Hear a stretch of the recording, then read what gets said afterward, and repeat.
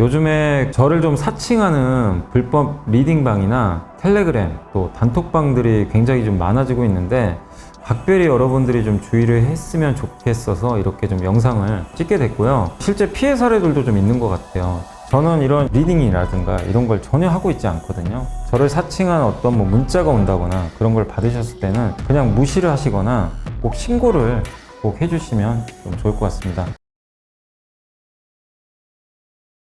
네, 안녕하세요. 염승환이사입니다. 오늘 2024년 4월 4일 시장 함께 읽기 시작을 하겠습니다. 아직 장중이긴 한데 시장이 분위기는 좋습니다. 어제 그 난리를 치고 다행입니다. 하루 만에 올라서. 근데 우리나라 증시가 여기서 바로 2,800 넘기기보다는 미국에 좀 힘이 좀 빠지고 있거든요. 그래서 일단 시장은 좀 당분간 위아래로 변동성 보일 것 같고, 내려올 때 기회로 항상 활용하시고, 오늘같이 오르는 날은 그냥 들고 가시거나 투자하지 마시거나, 아니면 이제 못 오른 거 중에서 또 찾아보시는 그런 전략이 필요할 것 같습니다. 그냥 하루하루 이렇게 쫓아가면 성과 나기 되게 어려운 장이라는 거 꼭 염두에 두시면 좀 좋을 것 같고, 오늘 이렇게 증시가 이렇게 또 급반등한 배경 중에 하나는 파이어 장이 좋은 말을 했어요.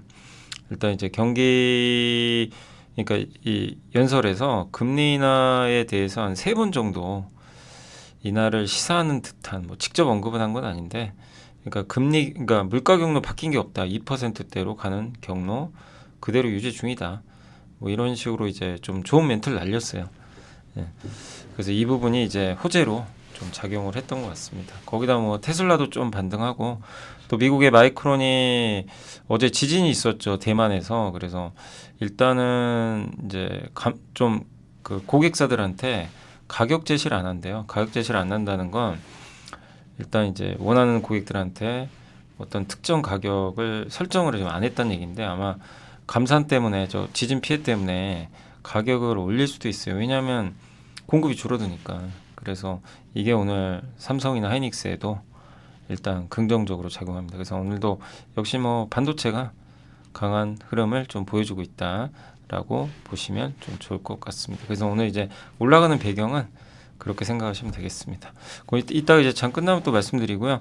일단 오늘 해드릴 내용은, 이게 어제도 삼성전자 정말 많이들 물어보시더라고요. 이거 도대체 수익 나서 이제 수익 나신 분들이 상당히 많은데 이거 팔아야 되나 가져가야 되나.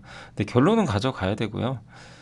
그거에 대한 내용도 있고, 삼성전자, 동국제약, APR, 또 데이터 센터 얘기, 이게 그 천연가스 얘기고, 유가 강세 영향, 그 다음에 전공정 부품 반도체, 그 다음에 4월 월간 전략 그 반도체, 송명수 연구원님 매우 쓰시죠. 그 다음에 어제 못다한 방산, 사실 이제 어제 했던 얘기가 거의 주고요. 이제 마무리예요. 그래서 오늘 방산 쪽은 내용은 페이지는 긴데 그렇게 많지는 않습니다. 기존에 했던 이제 앞에 내용들이 좀 겹치는 게 있어가지고. 자, 그래서 오늘 한번 일단 또 바로 얘기를 할게요. 삼성전자는 여러분도 아시겠지만 특별한 위치입니다. 비중이 너무 커요. 삼성전자가 코스피 내에서 25.9, 코스피 200 내에서는 32.4. 근데 코스피 200은 코스피의 200개 대표 종목만 이제 한 거고, 지수를 추정할 땐 코스피 200을 추정해요. 그래서 코스피 200에 들어가면 자금이 쫓아 들어가죠. 그래서 코스피 200을 추정을 하는데, 그러니까 삼성전자 주가가 오르면 오를수록 비중이 더 커지겠죠. 그럼 어떻게 돼요? 삼성전자를 더 사는 패시브 펀드라 그러죠. 이걸 추종하는 자금들이 계속 들어옵니다. 근데 왜 코스피 200이 더 비중이 크냐? 코스피보다 유동 비율 때문에 그래요. 그러니까 코스피 200은 전체 주식수 대비해서 유통 주식 비중을 따지거든요. 그래서 이게 높으면 더 비중이 더 많이 들어가요. 그래서 유동 비율로 보면 그 삼성전자가 무려 79%, 유통 주식수가 79%가 돼요. 많은 거죠. 코스피 200 평균이 54밖에 안 되거든요. 그러니까 이제 유독 더 비중이 높은 거고, 근데 이걸 추정을 하니까 그 상당히 좀 특수하다. 그래서 삼성전자가 막 오를 때 수급을 다 빨아들여요. 그게 좀 특징적인 부분입니다. 근데 삼성전자가 어쨌든 이제 상대적으로 이렇게 코스피보다 강할 때 있잖아요. 시장보다. 이럴 때 보통 미국이나 중국의 제조업 지수보다 1년 정도 먼저 움직이면 제조업 지수가 1년 후에 터닝한대요. 역사적으로 보면. 그래서 이미 이제 삼성전자도 지금 이 상대 PBR이 좀 코스피보다 강했거든요. 근데 이제 최근에 중국과 미국의 제조업 지표가 같이 돌려버렸죠. 50 이상으로. 예. 그렇기 때문에 근데 이제 돌렸는데 저게 사이클이 한번 미국 같은 건 돌리면 40개월 정도 이어진다고 합니다. 평균적으로. 굉장히 오래 가거든요. 예. 그러니까 40개월이니까 그 절반만 해도 얼마죠? 2년은 가는 거죠. 1년, 뭐 최소 1년에서 2년은. 예. 근데 코스피 대비 삼성전자 상대 PBR 상승은 11개월 동안 진행이 됐으니까 그걸 본다면 뭐 이제 또 제조업 지수는 이제 돌아섰고 제조업 지수가 이제 바닥에서 터닝하는데 이제 삼성전자 고점입니다. 이렇게 얘기할 수는 없는 거죠. 예. 그래서 아직 PBR 추가 상승 여력 남아 있고 예. 그래서 비중 축소하면 안 된다. 위험하다 오히려 이렇게 보고 있고 그 다음에 또 특징 중에 하나가 삼성전자 좋으면 종목 장세 끝나버렸어요. 다른 기업이 잘 안 갑니다. 왜냐하면 삼성전자 가면 펀드들이 담아야 돼요. 기관들도. 그럼 뭐 어떻게 해야 되죠? 새로운 자금이 없으면 이걸 팔고 갈아타야 돼요. 그래서 이제 쏠림이 심해지는 거죠. 그러니까 이게 이 기업이 나빠서가 아니라 그리고 자금은 한정돼 있으니까. 그리고 SK하이닉스가 보통 쫓아갑니다. 나중에. 근데 이번엔 되게 다르죠. 원래는 삼성이 먼저 가면 하이닉스 쫓아가는데 이번에 하이닉스가 먼저 갔고 삼성이 뒤늦게 간 거죠. 그러니까 이것도 되게 좀 달라진 부분이죠. 예. 그리고 다른 좀 공통점은 대형주의 상대 수익률이 좀 개선되는 모습이 좀 나온다. 예. 왜냐하면 코스피가 삼성전자 가면 좋으니까 중소형주가 좀 확실히 약하고요. 근데 이런 이제 공통적인 사례들 말고 한 가지 좀 이 차이점이 좀 있는 부분이 있대요. 그러니까 삼성전자가 유독 강했던 시절이 한 5번 있었대요. 있었는데 저 중에 2번은 삼성전자가 올랐는데 코스피가 빠졌어요. 이게 좀 얼핏 이해가 안 가죠. 2011년, 12년하고 19년, 20년은 삼성전자 강했거든요. 시장보다 훨씬. 굉장히 많이 올랐는데 지수는 마이너스 나기도 하고 올라도 1%도 못 올랐어요. 그 이유가 공통적으로 미국이 좋을 때, 미국 경기가 좋고 다른 나라가 안 좋을 때는 삼성전자 혼자 갔을 때 코스피가 못 갔던 거죠. 예, 그런 이제 흐름이라고 합니다. 그래서 이제 그런 것들이 좀 하는 힌트인데, 근데 어쨌든 이제 삼성전자가 지금 하이닉스를 쫓아가고 있는데 지금 이런 상황에서 좀 구사할 전략들을 본다면 삼성전자 여전히 비중을 늘려야 된다. 또 대형주를 더 선호한다. 예, 그다음 반도체랑 IT 하드웨어 여전히 선호해야 된다. 이런 건데 지금 반도체가 이렇게 상승을 할 때 코스피 레벨이 올라가는데 그러면 비미국 경기, 중국 경기가 좋아지면요 코스피가 같이 가요. 예, 근데 지금 그런 분위기죠. 이번 2분기 지금 분위기 바뀌었죠. 중국이 살아나요 실제 지표들이. 그래서 코스피한테도 이건 좋을 수가 있고 그 다음에 반도체와 삼성전자 같이 갈 때 동행한 업종의 대표 주자가 IT 하드웨어. 뭐 예를 들면 디스플레이 부품이나 반도체 부품 뭐 이런 것들이 있잖아요. 그래서 아니면 뭐 스마트폰에 들어가는 부품이라든가. 근데 이번엔 유독 이들이 못 가요. 그 전에 항상 같이 갔는데.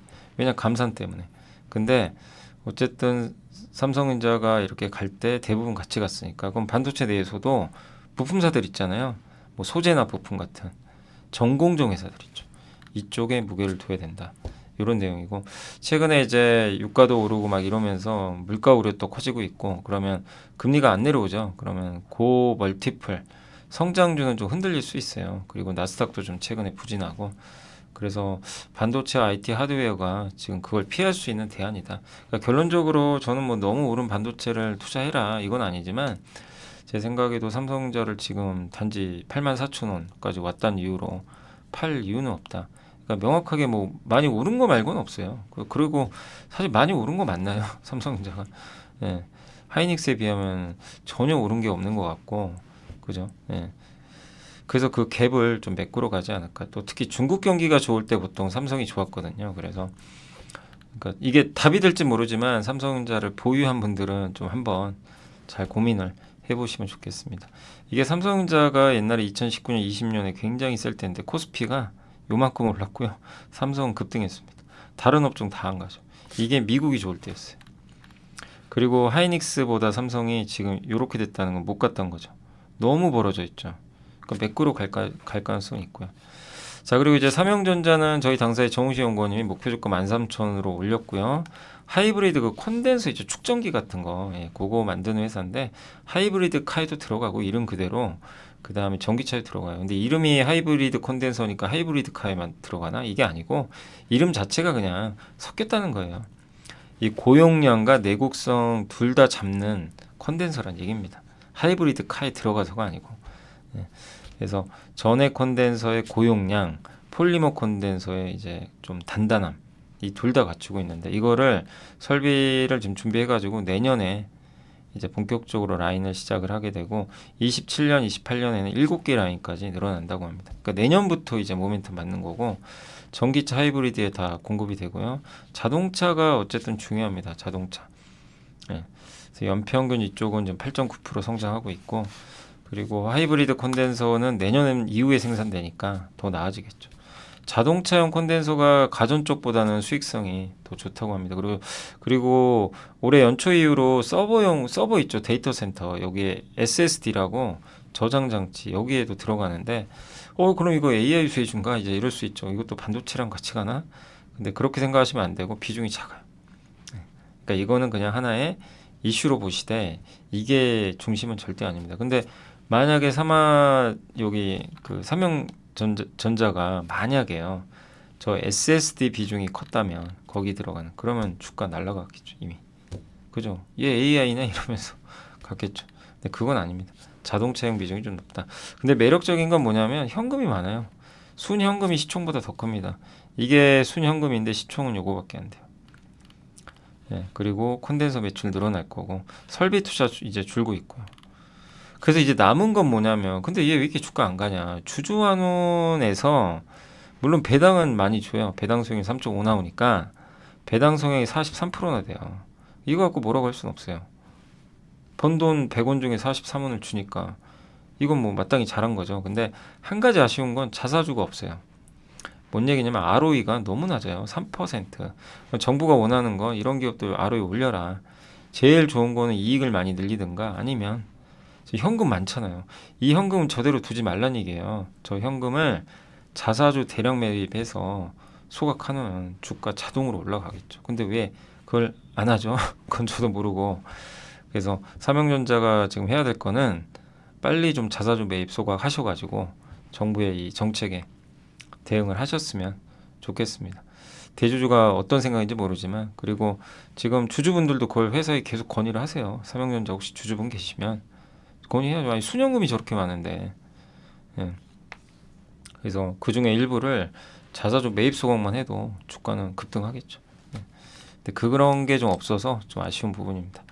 자 그리고 다울투자증권의 이지수 임도영 연구원이 동국제약 오랜만에 보고서 나왔고 뭐 우리 예전에도 공부 많이 했죠. 마데카솔, 인사돌, 뭐 센시아, 오라메디 같은 거. 저도 지금 요즘에 입병 나가지고 좀 오라메디 같은 거 바르고 있는데 아무튼 그냥 이제 대명사죠. 그냥 약국 가서 뭐 마데카솔 주세요, 오라메디를 주세요, 그 다음에 인사돌 주세요. 예. 그냥 약 이름이 이제 그 대표성을 갖고 있죠. 근데 그런 것들을 직접 만들고 수익성이 좋습니다. 그리고 최근에 헬스케어 사업하고 있죠. 가정용 미용 의료기기. 그래서 이 마데카 프라임이라고 요 사업하고 있고 화장품 사업도 하고 있어요. 센텔리안. 예. 그리고 전문 의약품도 합니다. 제네릭, 복제약하고 계량 신약. 좀 신약을 좀 더 계량한 거죠. 이런 제품들이 있고 그 다음에 이제 핵심 중에 요즘에 이제 성장으로 떠오르는 게 마데카 프라임. 가정용 피부 미용 의료기기. 그래서 이제 집에서 하는 거예요. 그죠? 피부과 가기는 좀 시간이 안 나고 그리고 좀 비싼 것 같고 주기적으로 가야 되고 또 아프죠. 좀 아프다는 얘기도 있고 근데 화장품만 쓰면 효과가 별로 약하고 그 중간을 잡은 게 바로 이거죠. 예. 가격도 좀 적당하고 시간도 부족해서 이제 집에서 그리고 통증도 좀 덜한 편이고 예. 물론 피부과만큼의 효과는 없을 수도 있어요. 근데 어쨌든 이제 출시 1년 만에 지금 매출 220억 기록했고 또 비싼 거 하나 내놨대요. 지난달에 마데카 프라임 인피니티 이게 100만 원이 넘는데요. 근데 완판됐다고 합니다. 사전 예판. 그래서 이제 이 홈 디바이스 기기가 잘 팔리느냐가 관건인 것 같아요. 그래서 이 테카라는 요 추출물 이용해서 많은 걸 만들죠. 화장품까지 만드는데 예, 성과를 냈으면 좋겠고 그 다음에 아쉬운 건 매출은 증가하는데 이 마케팅 비용이 좀 많이 들어가다 보니까 신제품 같은 거 그래서 그런 부분이 좀 아쉬운 것 같아요. 이익이 좀 부진했어요. 그래서 올해 마케팅 비용 대비 이익이 매출이 더 늘어나야 돼요. 그러니까 마케팅 비용 자체가 늘 수는 있는데 매출 증가보다 마케팅 비용이 더 증가가 작다면 이익은 개선되는 거죠. 그래서 올해는 좀 그걸 확인해야 될 것 같습니다. 그래서 괜찮은데 주가도 바닥권이고 이제 이익 성장 그 수치가 나와야 될 것 같습니다. 자, 다울투자증권의 박종현 연구원님은 이제 APR 요게 뭐냐면 동국제약과 어떻게 보면 이제 경쟁사죠. 예, 저기 피부 미용 의료기기 쪽에선 물론 APR이 규모가 더 크죠, 당연히. 근데 국내 1등 기업이잖아요. 근데 홈 뷰티 디바이스. 그래서 아까 이제 말씀드린 대로 여기 이제 다울투자의 박종현 연구원님이 이걸 적어주셨잖아요. 화장품과 전문 관리 사이의 시술 공백을 메꿔준다. 이 제품이에요. 그러니까 이 틈새를 파고든 거죠. 그래서 국내 피부 미용 업체들이 이제 미충족 수요가 좀 있거든요. 이거를 여기 그 APR이 파고 들어버린 거죠. 시술 시간도 짧고요. 지금 3, 4분으로 지금 그러니까 원래 국내 피부 미용 업체들이 그 이렇게 성장했던 가장 큰 배경 중에 하나가 기존의 미국이나 이런 제품들은 너무 비싸기도 하고 시간도 오래 걸리고 그랬는데 요 클래시스의 슈링크가 나와가지고 10에서 15분 정도 소요되는 시간을 3, 4분으로 줄여버린 거예요.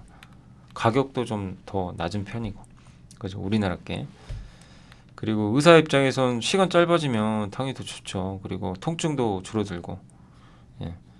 근데 이제 이제 문제는 접근성이에요. 그러니까 병원에 가야 되니까 피부과에 그러니까 화장품은 쓰자니 효과가 그렇게 크지 않고 근데 홈뷰티가 그 중간 영역을 파고든 거죠. 그래서 2세대 제품 1세대보다는 이제 2세대가 대박 났죠. 부스터 프로가. 예. 그래서 여기다가 이제 이중 지질층의 뭐 전기 천공 방식으로 저도 이제 함께 배우기에서 한번 요거 우리 AI 한번 함께 배우기 할 때 제가 APR하고 이제 동국제약은 한번 분석을 해드렸죠.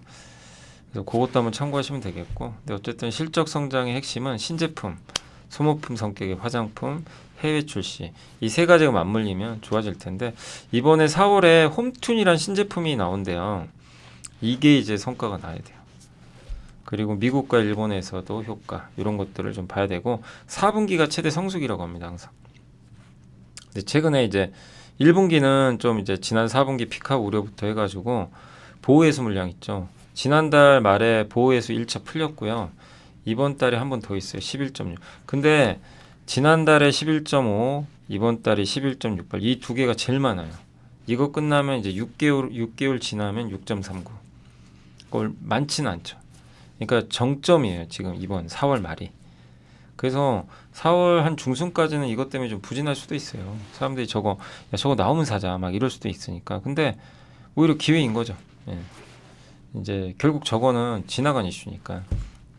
다만 이제 중요한 거는 실적과 관련해서는 하반기가 더 좋을 것 같은데 과연 이제 원하는 만큼의 성장이 나와줄지 좀 봐야 될 것 같고 화장품 사업도 같이 합니다. 그래서 이거 이제 반복 구매를 유도하는 거니까 이런 건 좋은 것 같아요. 화장품은 이제 코스맥스 같은 기업에 OEM으로 맡기는 것 같고요. 영업이익률 올해 좀 개선될 것 같고 내재화했고 그래서 원가를 많이 줄였어요. 그러니까 이 APR의 장점은 기계를 내재화해가지고 생산을 이 원가 경쟁력이 있다는 게 특징적인 부분이고 이 홈튠이라는 제품이 이제 나와서 얼마만큼의 이제 판매가 나오는지 요 약간 요 노란색 요걸 좀 지켜봐야 되겠습니다. 그래서 지금 주가도 많이 낮아져서 부담도 없고 다만 이제 두 가지 체크할 건 4월 말에 보호해수 물량 좀 나오고요. 이제 가장 큰 물량. 그 다음에 실적은 하반기 좋은데 과연 신제품 홈튠이 얼마나 잘 흥행할지 이거를 봐야 될 것 같습니다. 그래서 저것만 잘 된다면 뭐 주가는 좋을 것 같아요. 그래서 공모가까지 내려왔기 때문에 큰 부담은 없고 그리고 TAM 이제 이 시장은 커집니다. 그죠? 피부 미용 의료기기 홈 가정용 시장은 없던 시장이 지금 열려버린 거예요. 갑자기 이 틈을 여기가 원래 없던 시장인데 워낙 사람들은 원하는데 시장이 없었어요. 근데 이걸 열어 제껴버린 거죠. 거기에 APR과 동국제약이 들어갔는데 뭐 이 두 회사 말고도 많이 있어요. 근데 이제 어떤 경쟁에서 누가 승리할지 일단 지켜봐야 되겠습니다. 근데 APR의 장점은 해외 쪽으로도 지금 매출이 나오니까 좀 장점은 있는 것 같아요. 자, 그리고 하나의 박영훈 연구원이 데이터 센터 미국 1위가 노던 버지니아 그다음에 데이터 센터인데 여기가 미국 2, 6위 지역 합산 데이터 센터보다 전력을 더 많이 쓴대요. 그리고 싱가포르, 도쿄, 런던, 독일 4개국 합산 데이터 센터 전력보다 더 많이 써요. 그냥 너무 압도적인 거죠. 예. 근데 여기에 이제 공급한 전력량이 연간 90테라와트라고 하는데 이 중 이제 36%가 가스, 29%가 원전 이런 거라고 합니다. 그래서 최근에 배런에서 자료가 하나 나왔는데 데이터 센터 전력 소모량이 2030년까지 한 3배 늘어날 것 같아요. 그럼 여기에 필요한 전력을 가스로만 한다면 일간 22 정도, 일간 22 BCF 정도가 들어간대요. 그러면 지금 미국의 일간 가스 생산량이 103.8이거든요. 수출량이 20.9야. 그러니까 하루 수출량 정도의 이 부분이 일간으로 데이터 센터만으로도 들어간다는 얘기. 그러니까 엄청나게 이 전기가 필요한 거고 가스가 필요한 거죠. 그렇게 보면. 그러니까 우리가 천연가스에 대한 이런 이제 생산 이런 부분에 대해서 여전히 좀 긍정적으로 볼 수 있는 부분이고 수요는 많다는 거죠. 그래서 뭐 피팅 업체나 조선 업체한테 뭐 긍정적인 얘기고 또 요새 전력기기, 전선 이런 회사들한테도 당연히 긍정적인 내용이 아닌가라고 말씀드리겠습니다. 또 유가 강세 파급 효과 요새 유가가 너무 많이 올랐죠. 그래서 벌써 20% 4개월만 올랐는데 유가 오르면 물가 걱정되죠. 그래서 연준의 금리나 기대감이 2번으로 낮춰진다 이런 얘기도 있고 근데 더 오르지는 않을 것 같아요. 막 $90 넘고는. 예, 왜냐면 미국도 그걸 원치 않고 왜냐면 물가 오르면 안 되거든요. 미국 입장에서도요. 휘발유가가 오르면 바이든은 재선에서 떨어져요. 예, 그 만만적인 소비도 줄게 되고 그래서 더 오르는 건 아마 막을 겁니다. 증산을 해가지고. 근데 요새 더 오른 이유가 이제 중동 지역 좀 분쟁이 또 있다 보니까 이것도 하나 이제 원인인데 예, 그러니까 미국은 저렇게 분쟁이 일어나면 경찰 역할을 하느라고 돈을 계속 써야 돼요. 그래서 정부 지출, 채권 발행합니다. 채권 공급이 늘면 채권 값이 떨어져서 채권 가격이 올라요. 예. 그래서 이 부분은 이제 미국 국채 금리를 하단시키는 지지 요인 중에 하나죠. 그러니까 중동 지역에 이렇게 분쟁이 일어나면 미국의 국채 금리가 예, 올라요. 예, 채권을 발행하니까. 그러니까 이제 금리가 잘 안 떨어지는 거예요. 그러니까 이런 것도 증시는 안 좋죠. 금리가 떨어져야 좋잖아요. 근데 이게 미국의 국방 지출, 복지 관련 지출, 이자 비용 이런 것들이 좀 쉽게 꺾이기 어려운 상황이죠. 그래서 국채 발행은 금리 하단 좀 지지 배경이고 금리나 어쨌든 최근에 기대감 후퇴되고 금리가 국채 금리도 안 떨어지니까 증시가 이제 좀 최근에 나스닥도 조정을 좀 받는 거죠. 근데 그렇다고 주가 지수가 크게 빠지기는 어렵다. 왜냐하면 탈세계화 때문에 투자를 많이 하거든요. 미국이.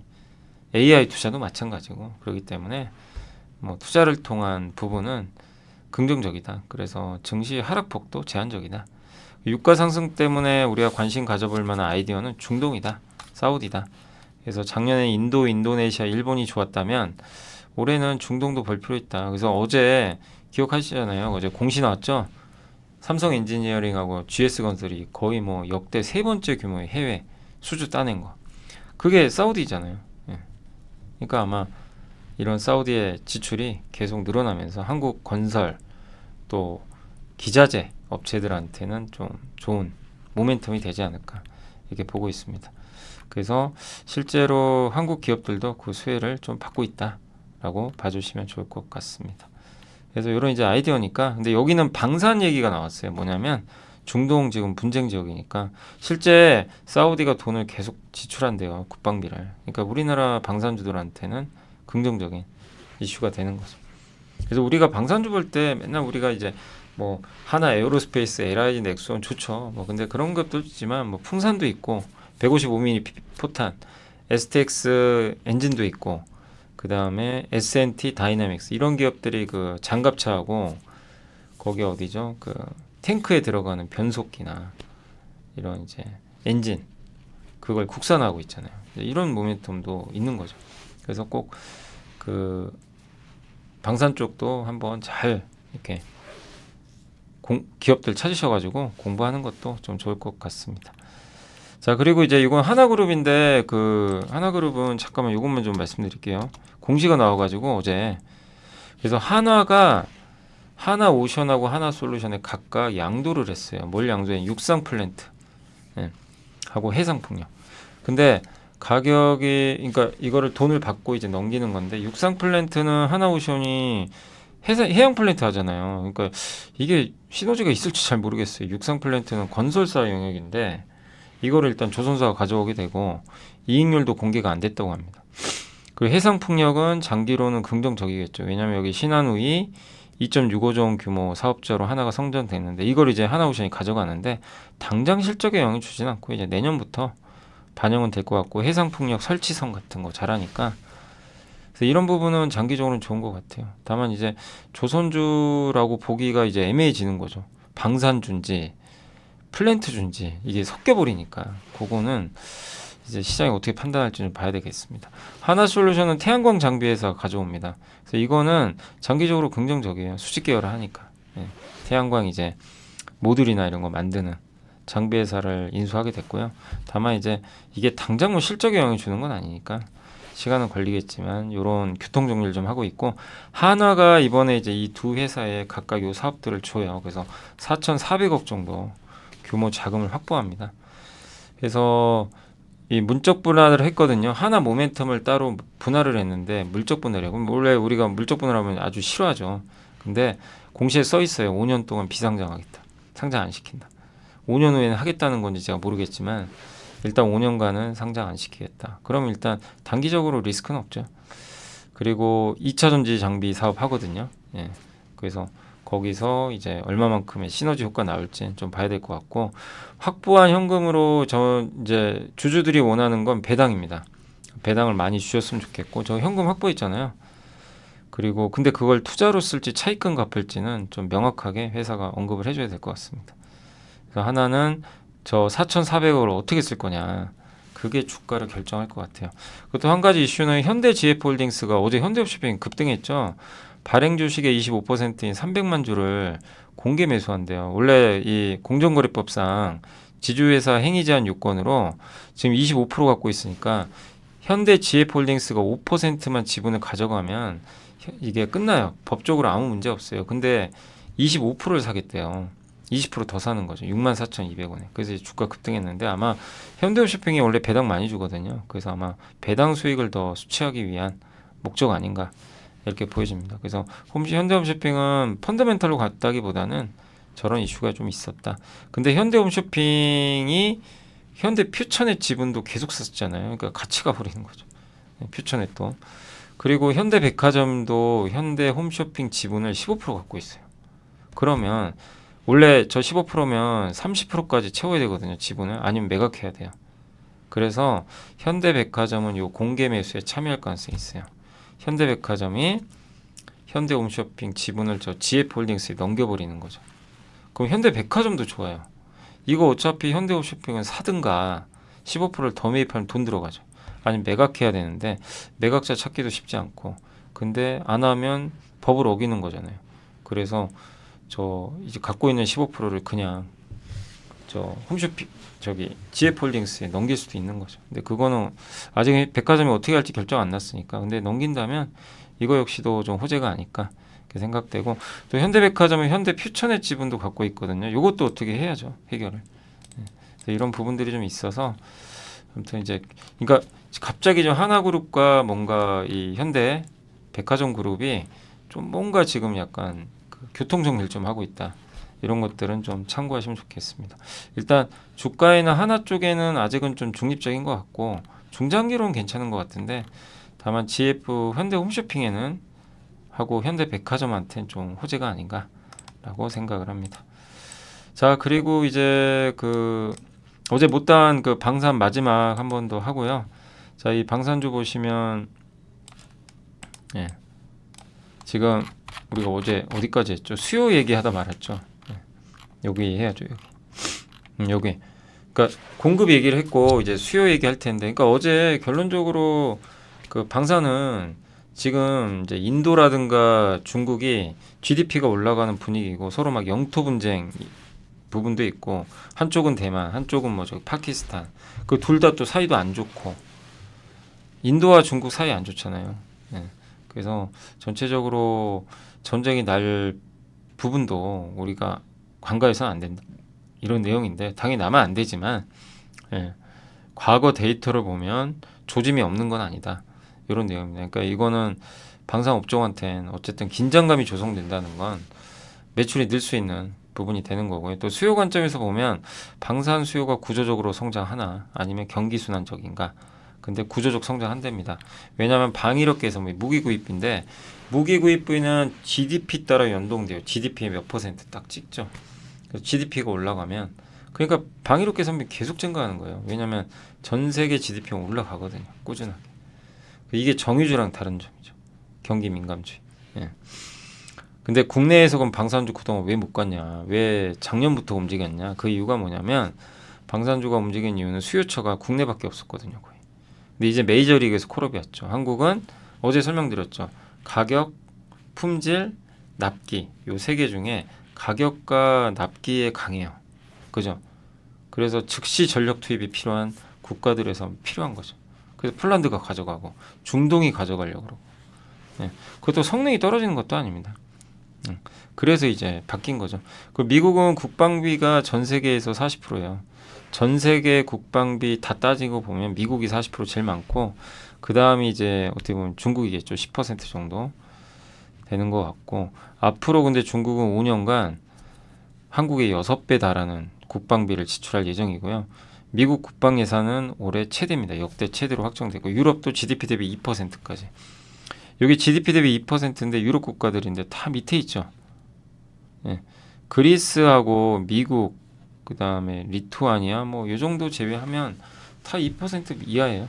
우리 한국도 높아요. 한국이 한 2.3% 정도 된다고 합니다.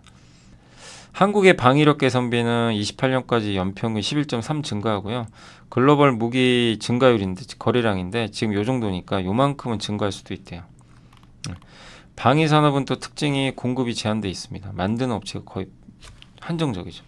지난 20년간 글로벌 방산 매출 순위는 탑 10이 변하지 않아요. 거의. 그래도 1위는 록히드 마틴이 유지하고 있고 그 다음에 방산 업체들의 수주 경쟁이 치열하죠. 그래서 하나의 레드백 장갑차가 미국에서는 수주 못했거든요. 호주에선 받았어요. 이게 아니 같은 제품인데 예, 그러니까 국가 기업 간의 의존성 예, 미국 입장에서 미국 회사를 선택한 거죠. 근데 호주는 우리나라에서 독일을 안 하고 한국을 선택한 거죠. 그 전쟁 가능성이 높고 경쟁력이 있는 국가는 뭐죠? 이 가격보다는 품질이나 납기를 더 중요하게 생각을 하겠죠. 그죠? 예. 근데 전쟁 가능성이 높은데 돈이 없어요. 그럼 빨리 공급하면서 가격 싼 거. 그걸 찾겠죠. 이제 그런 걸 나타낸 그래프고 한국은 여전히 전쟁 국가입니다. 예, 아직도 휴전 중이고 징병제죠. 예. 그래서 국방 예산에 소홀할 수 없는 그런 상황이고 한국은 GDP의 2.5%를 지출을 하고요. 아까 말씀드린 대로 글로벌 평균보다 많아요. 미국이 제일 많고 러시아가 3.8, 3위가 거의 한국인 것 같습니다.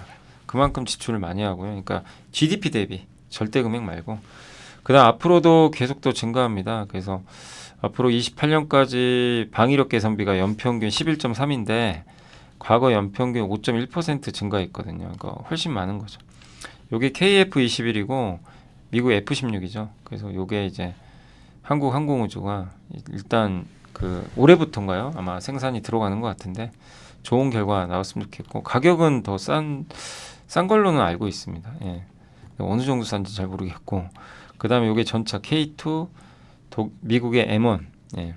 우리나라는 가성비가 좀 좋은 것 같아요. 납기도 빠르고 그 다음 우리나라 주요 방산업체 수주장고인데 우리나라 대한민국 국방비 보시면 꾸준히 늘죠. 예. 이렇게 꾸준하게 이렇게 늘어나는 추세인데 글로벌 전 세계이고 한국 근데 우리나라 기업들 수주장고 하나 에어로스페이스 어제 보여드렸고 국내 방산업체 수출국가 현황이라고 합니다. 요거는 예정인 거고요. 요거 이제 수출한 거죠. 한국 항공우주 고정익은 뭐냐면은 그 프로펠러가 안 돌고 이제 비행기 같은 거예요. 전투기. 예. 회전익은 이제 이 프로펠러 도는 거 헬기 같은 거죠. 그다음에 LIG 넥슨이 확실히 수출 많이 합니다. 미사일이죠 주로. 그다음에 하나 에어로스페이스는 종류가 정말 다양합니다. 장갑차, 자주포 뭐부터 해가지고 천무, 천구, 미사일까지. 예. 현대로템은 전차, K2 전차. 하나 시스템은 레이더예요, 레이더 주로. 예. 자, 그래서 탑픽은 하나 에어로스페이스고, 근데 거기서 사실 이 중에서 이제 하나 시스템은 좀 우주항공과도 관련돼 있으니까 저는 이제 계속 좀 공부해보고 있거든요. 그래서 좀 흥미로워요. 그리고 아랍에미리트의 M셈이라고 이게 뭐냐면 셈이 미사일 방어책이에요. 예. 그러니까 아마 중궤도 정도 될 거예요. 그러니까 중간거리. 예. 그리고 L셈이 아주 장거리. 요거 둘 다 하는 걸로 알려져 있고, 근데 요게 이제 그 이쪽에 들어가는 그 LRG 넥스온에 그 제품에 하나 시스템이 들어가요. 그 레이더 같은 거. 그다음 전투기 밑에 달린 뭐 레이더 같은 거 있거든요. 그런 거 만드는 회사입니다. 방산 쪽에서. 그리고 그 소프트웨어 하고 있어요. 그 하나 계열사 대상으로. 그래서 하나 에어로스페이스에 인적 자원 관리해주는 소프트웨어 그런 것들도 프로젝트 반영되고 또 인공위성 사업도 하니까 다방면에서 상당히 좀 앞으로 성장할 수 있는 사업들을 많이 하고 있다라고 보시면 좋을 것 같습니다. 자, 그래서 이제 방사는 요 정도로, 그러니까 방사에 대해서 좀 공부하시니까 어때요? 좀 뭔가 정리되죠. 저도 이제 방사에 대해서 어제 오늘 좀 몰랐던 내용들도 공부해서 너무 좋았고, 예, 이해가 됩니다. 그리고 분명한 건 국제 정치가 옛날로 돌아가기 힘든 것 같아요. 그래서 전 세계 지정학적 리스크가 이어지기 때문에 방산주에 대해서는 계속 구조적으로 봐야 되지 않나, 예, 이렇게 생각하고, 다만 주가들이 많이 올라서 그건 조금 경계하시고요. 예, 충분히 또 좋은 가격에서 한번 보시면 좋을 것 같습니다. 자, 그리고 이제 마지막으로 오늘 반도체 2개 안 했거든요. 보고서 어디 갔죠? 반도체가. 예, 여기 있습니다. 반도체 보고서 2개. 먼저 월간 반도체. 예, 요게 이제 그 하이투자의 송명석 연구원님이 요게 미국의 소매 매출 증감률 올라가고 소비자 신뢰 지수, 중국 IT 뭔가 다들 개선돼요. 그래서 D램 수요 증가율은 상향 조정했습니다. PC는 아직 모르겠고 AI PC는 내년에 성장할 거 보고요. 스마트폰은 2월 글로벌 스마트폰 판매량 괜찮았어요. 전년 대비로는. 근데 여전히 재고는 좀 높다고 합니다. 여기 이 재고가 좀 더 꺾여야 되겠죠. 그게 좀 필요한 것 같고, 그리고 지난 10월에 특별 주문이 좀 있었는데 스마트폰 고객사들이 그게 끝났나 봐요. 그래서 좀 주문이 줄 수도 있다는 우려는 있다고 합니다. 그리고 빅테크들의 자본 지출은 투자는 계속 늘어나요. 그럼 HBM 투자 같은 거 많이 하겠죠. 인공지능, AI, 반도체라든가. 예. 그래서 HBM 출하 증가율은 올해 무려 181%. GPU가 130명. HBM 성장이 엄청난 거죠. 그리고 삼성전자가 HBM 이제 경쟁력 회복 가능성이 좀 높아진 것 같아요. 요새 주가 오른 건 이제 그런 것 때문인데, 예. 하이닉스와 마이크론은 8단 제품 인증을 마치고 아마 엔비디아에 공급할 걸로 보이고요. 그 다음에 삼성전자는 이제 엔비디아에 2분기 공급 좀 개시를 하려고 하는 것 같은데, 그리고 삼성전자가 이제 HBM3를 엔비디아 이제 공급은 아마 2분기에 할 것 같은데, 제일 중요한 게 12단짜리 저거를 이제 젠슨항 CEO가 사인해 줬잖아요. 그래서 그 제품은 아마 2분기 내로 이제 인증받고 아마 내년에 들어갈 거예요. 왜냐하면 저거를 채택할 수 있는 GPU가 내년에 나오니까 올해는 인증받아도 공급하기가 어려워요. 공급할 데가 없어요. 제품이 있어야 되니까. 예, 근데 승인 받느냐가 중요한데 아직은 모르죠. 합격했는지는. 근데 어프로브드라고 했으니까 사인한 걸로 봐야죠. 일단 보긴 봐야 되는데, 그럼 젠슨항이 거짓말한 건가요? 만약에 아니면 어떨지 모르겠네요. 아무튼 삼성전자 경쟁력은 좀 크게 개선된 건 맞다. 그러나 올해까지는 여전히 하이닉스가 우위는 맞다. 그건 맞는 얘기죠. 왜냐하면 저 제품 아마 들어가도 내년에 들어가니까. 근데 내년에는 삼성이 또 추격할 가능성은 남아 있는 것 같습니다. 어쨌든 이제 중국 업체들의 또 공격적인 증설도 있고 이런 것들은 좀 부담스럽고요. 예. 그래서 앞으로도 수요 개선 계속 될지 요거 좀 지켜보고, 그 다음에 중국 기업들의 좀 불편한 이런 증산, 요게 어떤 영향을 줄지도 좀 지켜봐야 되겠습니다. 유동성 증감률은 최근에 조금 살아나고 있고요. 요게 선행 지표들이죠. 동행 지표나, 그리고 경기 선행 지수 좋은데 이거에 선행하는 지표는 좀 꺾이고 있대요. 그래서 약간은 좀 이제 경기 선행 지수는 좀 둔화될 가능성도 있다는 거 염두에 두시고, 중국은 아직까지는 이게 이 신용이 팽창 못하는데, 근데 최근에 중국 지표는 좋거든요. 그런 거 보면 중국 쪽은 좀 나아지지 않을까, 저는 그렇게 생각은 하고 있고요. 삼성전자는 일단은 이제 역사적 평균을 넘어섰습니다. 이번에 넘었고, 밸류에이션은 좀 경쟁사와 축소되지 않을까. 예. 그러니까 저 12단짜리가 이제 들어가게 되면 목표 주가는 올렸고 하이닉스 목표 주가 20만 원 올렸지만 뭐 지금 주가에서는 거의 상승 여력이 없죠. 별 차이가 없어서. 그리고 역사적인 평균을 훨씬 넘어서 거의 역사적 최고 밸류에이션까지 올라온 상황으로 보시면 좋겠어요. 그러니까 지금은 하이닉스가 물론 모멘텀은 좋지만 삼성이 더 투자 관점에서 더 나을 수 있죠, 사실. 자, 그리고 이제 반도체 전공정 부품 보면 신한의 오강호 김영태 연구원님이 AI 시대가 도래했다. 그래서 빅테크들의 고부가 반도체 수요가 급증하고 있는데 반도체 전반 가격, 가동률, 뭐 사이클 도래에 따라서 전공정 부품에 좀 주목하자. 이런 좀 내용이고요. 그래서 이게 전공정 부품하면 대표적인 게 원익QLC 같은 거죠. 하나머티리얼즈 부품, 식각 부품 있어요. 그래서 요거는 제가 옛날에 함께 배우기 반도체 편에 한번 해드렸어요. 디퓨전 공정 한번 찾아보세요. 디퓨전 공정이 확산 공정인데 그거 한번 따로 우리 공부한 적 있죠. 거기에 원익 QNC도 자세하게 한번 설명해드렸습니다. 네. 그래서 상반기 이제 실적 반등 시작점 추정을 하고 있고, 그러니까 하반기부터는 더 나아지죠. 가동률이 올라오니까. 그래서 이 전공정 부품 회사들도 좀 좋을 것 같습니다. 하나머티리얼즈, 원익 QNC 이렇게 앞으로 영업이 증가할 걸 보고 있고, 전공정이 최근엔 분위기 좋아요. 어쨌든 전공정도 주요 기업들 실적 아니까 설비 투자, 그다음 분기별 메모리 매출액 및 생산량인데 갈수록 증가하죠. 삼성, 하이닉스 이렇게. 이게 증가한다는 얘기는 뭐예요? 소재나 부품 다 좋다는 얘기죠.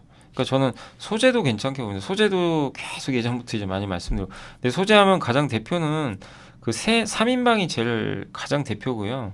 뭐냐면 한솔 케미칼, 솔브레인, ENF 테크놀로지, 그리고 이제 TEMC 이런 기업들도 있고, 원익 머티리얼즈 이렇게 약간 이제 중소형주에서는 좀 넓힐 수가 있는 거죠.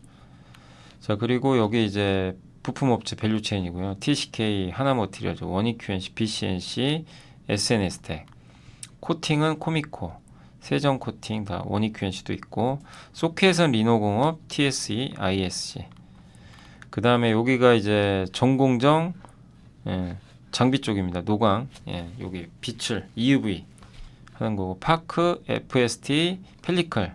여기가 좀 주가 잘 안 가죠. 근데 이제 아직은 펠리클이 결과물이 안 나오니까 기다리고는 있는데 참 좀 답답하긴 하죠. 그리고 계측 장비 오로스테크, 식각은 테스, PSK, APT. 요새 이쪽이 좋죠. 세정 장비 제우스는 이미 많이 갔고, 최근에 테스 좋은 것 같고, KC텍도 워낙 좋았죠. 오염 제거하는 디바이스 이제 있고, 그다음에 소재 쪽은 맞아요. 그 동진 세미캠도 빼면 안 되죠. 제가 죄송합니다. 동진 한솔, 솔브레인, ENF 요 네 개가 이제 소재 4대 장이죠. 어떻게 보면 동진 있고, 그다음에 펠리컬, SNS텍, FST, 그다음에 여기죠. TCK 하나만 이 코츠라 그러죠. SIC 링 이런 게 있으니까 한번 이런 밸류 체인들을 한번 여기가 다 이제 전공정과 관련돼 있다라고 봐주시면 되겠습니다. 그럼 쿼츠는 뭐냐? 이것도 예전에 한번 공부했던 거지만 석영이에요. 석영, 유리 같은 거. 근데 이거 뭘로 만드는지 아세요? 결국엔 모래죠. 그러니까 제가 최근에 한 책을 보고 있는데 물질의 세계란 책 혹시 아세요? 이번에 나온 건데 한번 봤거든요. 저기서 다는 못 봤는데 재밌고요. 이제 앞부분에 이제 먼저 나온 게 모래 얘기예요. 근데 이 모래가 세상을 바꿀 줄은 저도 상상을 못했습니다. 반도체도 결국 모래죠. 왜? 실리콘이니까. 이 쿼츠도 결국 석영 유리죠. 유리가 사실 모래거든요. 이렇게 만드는 거. 진공관 같은 거죠. 이걸 만드는 회사가 누구죠? 바로 원익 QNC죠. 이런 부품들. 실리콘 부품은 이제 식각 공정에 사용되는 건데, 실리콘 부품과 실리콘 카바이드 링이 있어요. 그래서 그거를 한번 여기 설명을 해드릴게요. 이렇게 생겼습니다. 이게 하나 머티리얼즈 거고요. 이거는 두 개입니다. 실리콘 링, SIC 링. 이 둘 다 하고 있는데, 여기가 이제 뭐냐면 이제 식각 공정할 때 플라즈마 있죠. 여기 플라즈마는 레이저 같은 걸 쏘거든요. 근데 위에 여기 일렉트로 로드라고 있어요. 이게 뭐냐면 위에 있는 요 가스 있죠. 요걸 밑으로 통과시켜서 밑에가 여기가 웨이퍼입니다.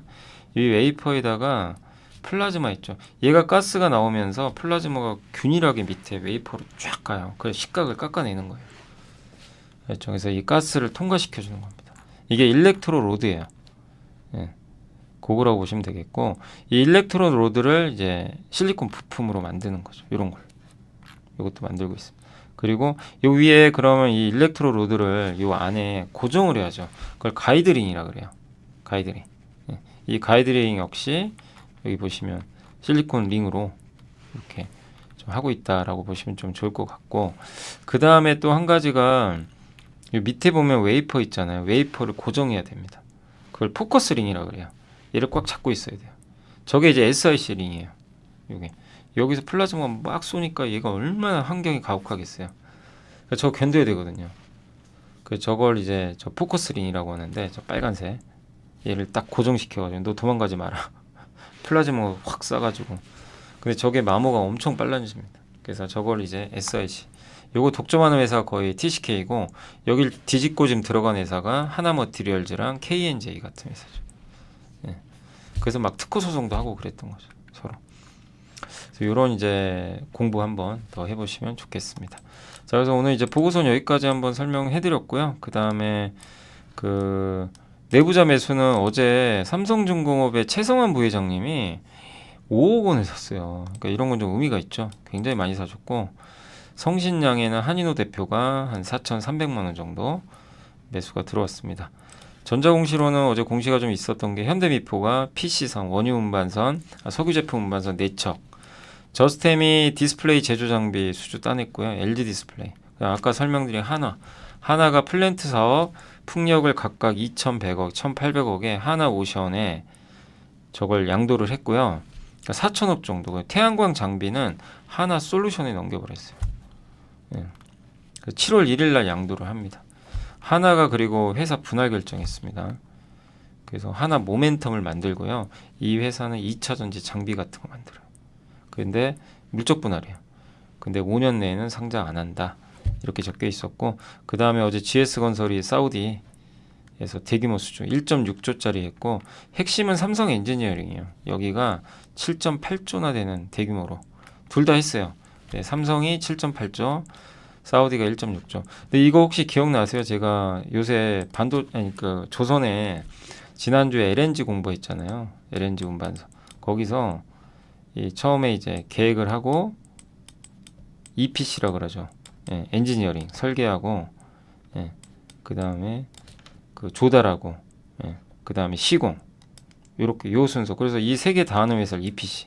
요거 하는 회사가 GS건설이나 삼성인데, 이 중간에 하나 더 하는 게 피드라 그러죠. 타당성 조사하는 거예요. 개념 설계. 이게 진짜 어려운 건데, 요게 마진도 좋아요. 요거를 삼성이 이번에 한다고 합니다. 그러니까 이 시장에 진출한다고 했는데 따낸 거죠. 그래서 상당히 좀 의미가 있는 것 같아요. 네, 그래서 삼성 엔지니어링 주가는 좀 부진했지만, 이런 이제 수주도 따냈으니까 뭐 좋은 부분들 계속 이어지길 바라겠고, 그리고 중동에서 또 발주들이 나온다면 그러니까 이걸로 끝내시면 안 되고, 여기서 또 아이디어가 뭐냐면, 중동 비중이 높은 회사들이 좀 있잖아요. 우리나라의 뭐 태광, 성광랜드, 또 여기다가 DYPNF란 기업 있죠. 이 회사도 이런 석유화학이나 이런 플랜트 같은 거 수주 따낼 때 같이 들어가죠. 근데 바로 수주 안 나오고 먼저 여기 수주하고 시간이 지나야죠. 일정 시간이 지나야 나오는 거니까. 근데 이런 것들이 이제 선행 지표가 될 수 있으니까 잘 한번 우리가 또 그런 부분도 눈여겨봐야 될 것 같습니다. 그러니까 다 연결돼 있다. 기자재까지 한번 생각해 보시면 좋겠고, 그 다음에 실적 추정치에 올라간 기업은 이제 오늘은 조금 많이 있습니다. 찾아봤는데 그 SK 바이오팜 여기 한투에서 무려 82.7%를 올려버렸어요. 추정치를. 엑스코프리 뇌전증 치료제 미국 매출 성장한다. 그 BNK 금융지주에서 이 금융지주를 여기 김인 여기 연구원님이 영업이익 전망치를 7.3% 올렸고, KTNG랑 동원 FMB도 하이투자증권의 이경신 연구원님이 각각 이렇게 3%, 5.8% 올해 전망을 올렸으니까 참고하시면 좋을 것 같습니다. 요즘에 저를 좀 사칭하는 불법 리딩방이나 텔레그램 또 단톡방들이 굉장히 좀 많아지고 있는데, 각별히 여러분들이 좀 주의를 했으면 좋겠어서 이렇게 좀 영상을 찍게 됐고요. 실제 피해 사례들도 좀 있는 것 같아요. 저는 이런 리딩이라든가 이런 걸 전혀 하고 있지 않거든요. 저를 사칭한 어떤 뭐 문자가 온다거나 그런 걸 받으셨을 때는 그냥 무시를 하시거나 꼭 신고를 꼭 해주시면 좀 좋을 것 같습니다. 자, 이제 시장이 좀 끝이 났고요. 오늘 주식시장은 어제 급락을 딛고 하루 만에 강세장은 진짜 강세장이에요. 저도 이제 조금 단기적으로 쉬어가지 않을까 싶었는데 뭐 대단합니다. 그래서 오늘 다행히 주식시장이 연준 의장의 말이 되게 컸어요. 거기다가 대만의 지진 피해가 그게 뭐 당연히 지진 나면 안 되겠죠. 근데 이제 마이크론 주가를 급등시켜 버렸고 우리나라의 이제 반도체 기업들 주가를 들썩이게 만들었습니다. 왜냐면 공급이 줄어들거든요. 그래서 오늘 주식시장은 어제 급락 후에 다시 하루 만에 반등했고, 근데 코스피는 좋았지만 이제 이렇게 삼성전자나 하이닉스가 셀 때는 중소형주가 잘 안 됩니다. 그래서 오늘 코스닥은 2차전지 여전히 부진하고 바이오가 안 되죠.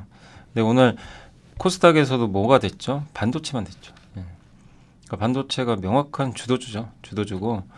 그래서 오늘도 좀 차별화되는 모습이 나왔다라고 봐주시면 되겠습니다. 오늘 외국인들은 5,800억을 어제 그렇게 팔더니 오늘은 하루 만에 다시 사버렸고요. 오늘의 주인공은 유리기판입니다. 유리기판 요새 주도주 돼버렸죠. SKC가 난리가 아니에요 요새. 그래서 오늘 13만 원 갔습니다. 야, 이것도 정말 지금 거의 반토막 났다가 그죠? 17만 원 갔다가 지금 거의 2배 올랐거든요. 그러니까 참 동박으로 가는 게 아니라 그러니까 주식은 참 모릅니다. 뭐가 어떻게 될지 정말 어려운 것 같고 그 안 가던 캠트로닉스가 날라가 버렸어요. 오늘 기가비스도 갔죠. 여기는 포함이 안 되는 사실 기가비스도 유리기판 관련주예요. 예, 그 검사 그때 한번 말씀드렸던 것 같은데 그래서 기가비스도 급등. 그러니까 유리기판과 관련된 기업들은 여기 삼성전기까지 해가지고 다 일제히 급등하는 그런 모습이 나온 것 같습니다. 거기에 일진전기가 오늘 급등하면서 전선주 여전히 뜨겁고요. 그 약간 좀 부진했던 대한전선까지도 급등하고 있습니다. 전력설비도 오늘 다 뜨거웠습니다. 이쪽이 이제 다 연관돼 있죠. HBM 관련주도 오늘 이오테크닉스가 무려 20%. 네, 어마어마한 이제 한미 반도체 개석과라 뭐 약간 이런 느낌인데 오늘 20%나 급등을 하면서 그 EST도 다시 올라왔고요. 예, 한미는 오히려 오늘 좀 급나가는 그런 모습이 나왔던 것 같습니다. 반도체 재료도 오늘 괜찮았고요. 근데 이제 여기에 YC캠은 유리기판 관련주다 보니까 영향을 좀 받았고 한양 디지텍이 한 10%, DNF, 하나머티리얼즈, 예, KNJ, 네페스, 오션브리츠, KC텍까지 다 좋았던 것 같습니다. 지오 엘리먼트도 어제였나요? 맞나? 아무튼 예, 누가 물어보셨던 것 같은데 오늘 주가는 괜찮았던 것 같습니다. 그리고 낸드 관련주도 요새 분위기 좋죠. 심텍, 뭐 테스, 유진테크가 10% 가까이 급등을 했습니다. 온디바이스 AI도 그러니까 여기 보면요, 그냥 다 반도체예요. 그나마 좀 폴더블 쪽은 아닌데 캠트로닉스가 오늘 폴더블로 간 건 아니죠. 근데 어쨌든 급등해 버렸고. 그리고 PCB 업체들도 오늘 주가가 많이 올랐습니다. TLB가 한 6% 가까이 오른 것 같고요. 반도체 대표주에선 역시 하이닉스, 삼성전자가 드디어 85,000원을 넘어가는 그런 움직임이 나왔던 것 같습니다. 2차 전지도 오늘 그래도 삼성 SDI가 어제까지는 급락을 했는데 그러니까 코스피의 2차 전지는 좋았던 것 같아요. 카메라 모듈 쪽도 좋았고요. 네, IT 부품. 아까 이제 처음에 오늘 보고서 설명드린 대로 삼성전자 가는 장에선 IT 하드웨어가 좀 같이 간다. 그게 이제 오늘은 정확히 맞았던 거죠. 그래서 그쪽으로, 그러니까 IT 쪽으로 모든 힘이 다 좀 실리면서 급등을 했고, 반면에 태양광도 좋았지만 이게 태양광 순수업체가 뭐 강한 거는 SDN 정도랑 SK 이터닉스, 여기 신재생 에너지 쪽이죠.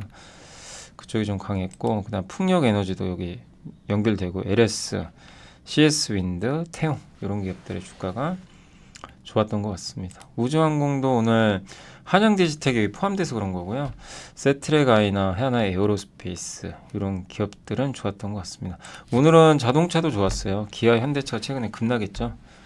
다시 하루 만에 4% 이상 급등세로 전환이 됐습니다. 카지노도 요새 뭐 실적 좋다는 얘기가 나오니까 분위기는 좋은 것 같고요. 그리고 스마트폰 부품주, 뭐 원전주, 그래서 많은 기업들의 주가가 그래도 이렇게 상승폭은 좀 제각각 다르지만 좀 좋은 분위기를 이어갔던 것 같습니다. 다만 이제 오늘은 여기 보니까 뭐 골판지 제조업체가 좀 많이 빠졌고요. 비만 치료제, 이제 바이오가 좀 약해요. 백화점 관련주는 오늘 현대백화점이 글쎄요 어제 공시가 이제 떠긴 떴는데 어제 그 현대 GF홀딩스 그래서 그게 좀 있었고 현대 홈쇼핑이 요거 300만 주니까 아마 그 현대백화점이 그 지분 좀 갖고 있잖아요. 현대 홈쇼핑. 근데 그거를 아마 저기 GF홀딩스에 공개 매수 참여해서 넘기지 않을까 이렇게 좀 보여지는데 근데 오늘 주가는 왜 빠졌는지 잘 모르겠네요. 그럴 이유는 별로 없는 것 같은데 오히려 그거를 지분을 추가로 매입을 해야 되면 더 부담이 될 수도 있는데 근데 아직은 결정된 건 없는 것 같습니다. 근데 어쨌든 오늘은 주가가 제 생각에는 이게 빠질 이유는 아닌 것 같은데 좀 빠진 것 같고요. 그리고 그래서 오늘은 이제 백화점 쪽이 좀 안 좋았어요.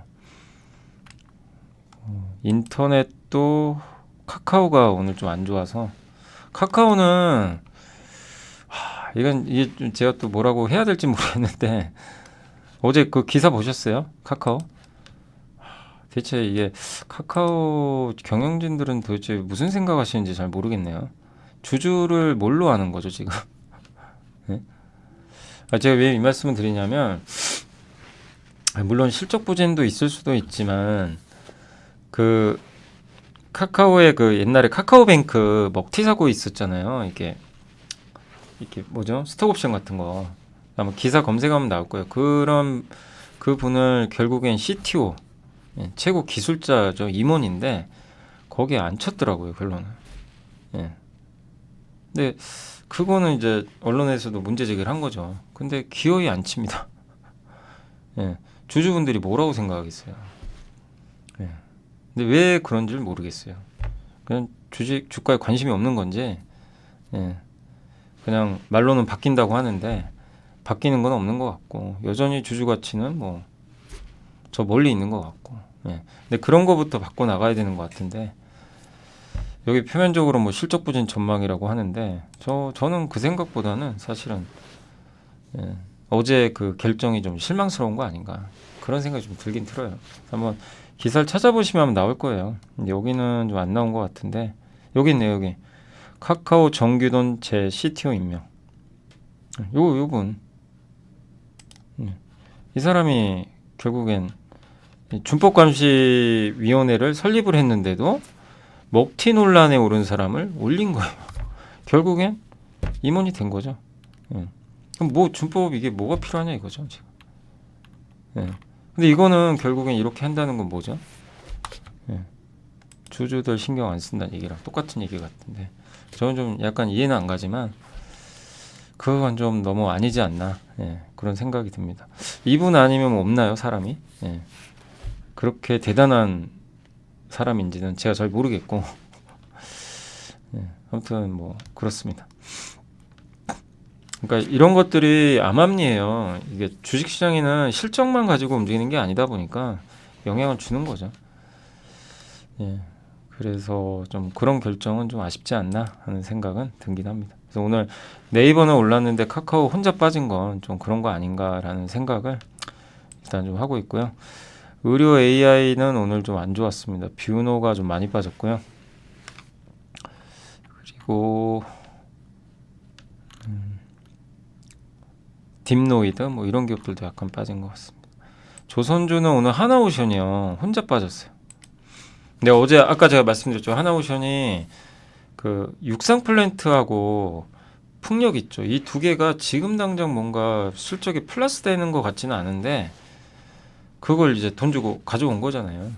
그러다 보니까 이제 특히 육상 플랜트는 해양 플랜트랑 다르거든요. 조선 회사인데 이게 뭐가 이제 섞여 버리니까 그걸 좀 이제 우려하는 거 아닌가 그런 생각도 들긴 합니다. 그러니까 순수 조선사가 맞나? 이런 거를 이제 회사가 어떻게 좀 또 설득을 시킬지 그게 좀 과제인 것 같아요. 그래서 아쉽습니다. 현대 하나오션도 요새 분위기 좋잖아요. 분위기 되게 좋고 한데 그 육상 플랜트에 대한 부분들을 이제 어떻게 주주들한테 그러니까 풍력은 어차피 풍력 설치선이 있으니까 연결고리가 있거든요. 근데 거기에 또 풍력 사업을 하니까 이것도 참 이제 이 회사 풍력 회사인가? 근데 조선조 중에 풍력하는 뭐 예전에도 부분들이 있었던 것 같긴 한데 근데 이게 순수 조선사인가 아닌가에 대한 이건 그냥 시장의 평가인 거죠. 근데 회사의 또 결정은 그렇게 나온 거니까 일단 주가만 봐서는 시장의 평가는 안 좋다라고 봐야 될 것 같습니다. 이건 뭐 저의 평가가 아니라 시장이 그게 평가한 거죠. 그걸 좋게 봤으면 오늘 주가가 급등했어야 되잖아요. 그죠? 그 2차 전지 안 좋았고요. 항공주도 요새 유가 올라서 좀 조정받았고 화장품은 미국의 얼타뷰티라고 있어요. 그 회사가 좀 안 좋을 것 같다. 둔화될 것 같다. 막 이러니까 그 얘기하면서 오늘 좀 충격 받았는데 근데 다 안 좋은 건 아니고 여기 본느나 또 CNC 인터 이런 기업들은 또 올랐어요. 예전에 이제 본느도 많이 물어보셨죠. 다만 이제 오늘 보시면 여기 마녀공장이나 일부 인그로덴 이제 주로 미국 쪽에 있다 보니까 또 VT는 왜 빠졌는지 잘 모르겠어요. 여기는 거의 일본과 한국 쪽인데 그러나 뭐 얼타부티가 약간 성장이 둔화한다고 해서 뭐 미국이 이제 화장품이 안 좋아진다 뭐 그런 건 아닙니다. 예. 여전히 아마존 쪽은 잘 되고 있고요. 그러나 이제 이런 것들이 약간 주가에는 좀 부정적으로 작용하겠죠. 예, 단기적으로. 그래서 오히려 그런 게 또 있다면 이런 이제 기스가 난다면 또 기회가 오는 거 아닌가 그런 생각을 좀 하고 있습니다. 중장기 성장성에 대해서는 뭐 바뀐 건 없는 것 같아요. 그리고 게임주, 편의점, 뭐 2차 전지, 관광업체 이런 기업들의 주가 오늘 피팅도 약간 빠진 것 같고요. 그러나 성광밴드는 좋았던 것 같습니다. 시멘트도 오늘 좀 일부 빠졌고요. 근데 크게는 안 빠진 것 같습니다. 그래서 오늘 이제 하락률을 보면 하락을 좀 많이 한 회사들은 보면 이제 좀 바이오 쪽하고요. 그 아까 조선주 하나오션하고 그다음에 화장품 일부 회사들 이런 기업들의 주가 한미반도체도 너무 많이 오른 거죠. 그쪽이 좀 일부 빠졌고 다만 이제 상승 종목은 여기 보시면 뭐죠? 다 바이오 반도체예요, 반도체. 캠트로닉스, 하나마이크론, 일진전기, 이오테크닉스, 예, 기가비스, SKC, 전력, 전선, 반도체 이 세 개가 주도하는 하루였다라고 보시면 좋을 것 같습니다. 그리고 이제 마지막으로 시총 상위만 보고 좀 마무리하겠습니다. 오늘 삼성전자부터 다 자동차까지 좋았고요. 카카오가 좀 급락했고 한미반도체는 뭐 많이 올라서 그런 거고요. 하나오션은 좀 안 좋게 시장이 평가한 것 같고 아모레퍼시픽은 글쎄요 뭐 굳이 빠질 이유는 없는 것 같은데 오늘 2% 빠졌고 한국타이어 좋았고요. 현대차 우선주가 오늘 좋았습니다. SKC가 유리기판으로 갔고 삼성 엔지니어링도 이제 최근 주가 수주 그것 때문에 좋죠. 분위기는 좋고 CJ도 오늘 추가로 올라갔습니다. 코스닥은 일단 2차 전지가 좀 안 좋아요. 좀 답답하고 바이오가 안 좋았고 엔캠은 좋고요. 반도체 소부장 좋고 JYP는 4% 빠졌는데 참 JYP도 이게 만만치가 않네요. 네, 오늘은 외국인이 너무 많이 판 것 같습니다. 그러나 뭐 악재가 나온 건 없습니다. 뚜렷하게. 그리고 아마 수급 좀 이탈이 있었던 것 같고요. 그리고 원익 IPS 좀 빠졌고 ISC는 다시 급등, 주성이 다시 급등, 하나마이크론이 21%, 테크인이 6%, 하나머티리얼즈가 이제 그 식각 부품 있죠. 아까 공부했던 거기가 7% 가까이 올랐습니다. 유진테크, 심텍, 네. SFA 반도체, 기가비스, 다만 HLB 쪽은 좀 안 좋았고요. 재룡전기 급등했고 TSE가 여기도 마찬가지죠. 그 소켓 쪽이죠. 13% 가까이 올랐습니다. 다만 이제 화장품이나 바이오, 일부 2차 전지는 좀 부진했다라고 말씀을 드리겠습니다.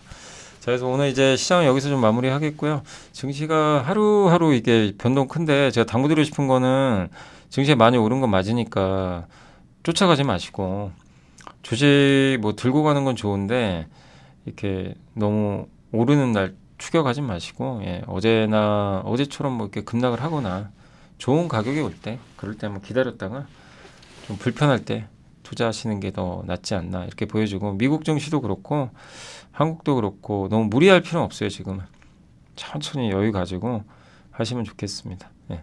다만 이제 연준이 금리를 3번 내릴지 2번 내릴지 명확하지 않지만 오늘은 일단 분위기는 2번 내릴 것 같, 3번 내릴 것 같다. 이게 우세해서 그래요. 네, 그러나 그게 또 바뀐다면 언제든지 또 빠질 수도 있는 거고 하는 거니까 예. 또 좋은 기회는 오겠죠. 그래서 천천히 시장 보시고 대응을 하시면 좋겠습니다. 그리고 삼성전자가 얼마까지 갈지 모르지만 좀 쭉쭉 가서 진짜 구만전자 한번 꼭 봤으면 좋겠네요. 네. 그러길 좀 기대하면서 오늘 방송은 마무리하도록 하겠습니다. 자, 오늘 고생하셨고요. 저는 또 내일 뵙겠습니다. 감사합니다.